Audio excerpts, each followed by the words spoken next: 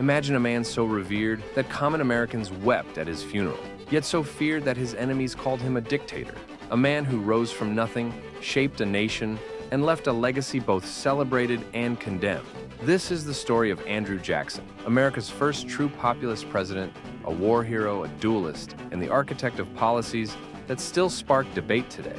His life is one of triumph, tragedy, and conflict, and it all began in the untamed backcountry of the Carolinas. Born in 1767 to Irish immigrants, Andrew Jackson grew up on the brutal edge of colonial America.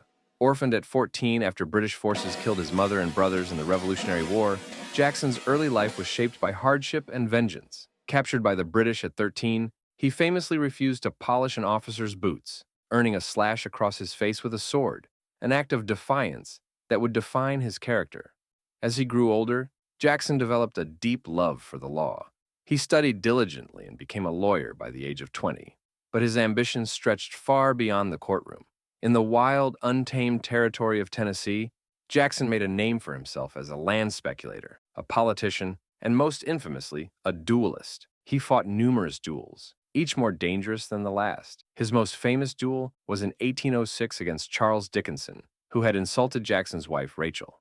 Dickinson fired first, striking Jackson in the chest. But Jackson did not fall. He raised his pistol with deadly precision and fired back, killing Dickinson instantly. The bullet from that duel would remain lodged in Jackson's body for the rest of his life, a grim reminder of his fiery temper and relentless willpower. Jackson's rise to national fame came in 1815 at the Battle of New Orleans, during the War of 1812. Against all odds, his ragtag militia crushed the British, securing a decisive victory. The battle made Jackson a national hero, cementing his image as a fearless warrior who embodied the fighting spirit of the common man. Before the battle, Jackson had fortified the city and rallied an army of frontiersmen, Native American allies, freed black men, and even pirates under the infamous Jean Lafitte.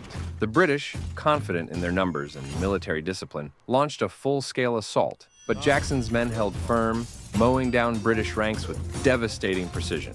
In under an hour, the battle was over.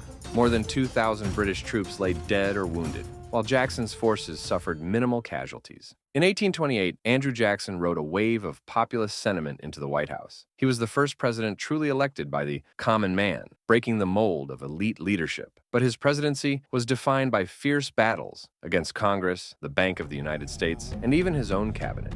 One of his most controversial policies was the Indian Removal Act of 1830, which led to the forced relocation of thousands of Native Americans in the Trail of Tears. For many, this remains a dark stain on his legacy. Yet, Jackson also dismantled the National Bank, which he saw as a corrupt institution favoring the wealthy elite. His bold moves solidified the presidency's power, setting precedents for future leaders. His enemies called him King Andrew for his defiance of the Supreme Court and use of executive power. His supporters, however, saw him as a champion of democracy, fighting against the entrenched elites. Jackson's personal life was as fiery as his politics. He was fiercely protective of his wife, Rachel, whose death before his inauguration left him heartbroken. He fought duels to defend her honor, survived an assassination attempt, beating his attacker with a cane, and remained defiant against his critics to his final days. Beyond duels and scandals, Jackson's legacy was one of transformation. He redefined the presidency, strengthening the executive branch and expanding democracy for white men, while simultaneously suppressing Native American rights and ignoring Supreme Court rulings. His complex and often contradictory policies continue to shape debates about democracy and power in America today. Andrew Jackson was a paradox, both a man of the people and an unyielding autocrat. His policies reshaped America, for better and worse. Loved and hated in equal measure, his shadow looms large over American history. Was he a hero, a tyrant, or something in between?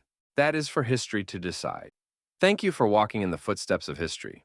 If you enjoyed this journey, don't forget to like, share, and subscribe for more deep dives into the past. Until next time, keep exploring the echoes of history.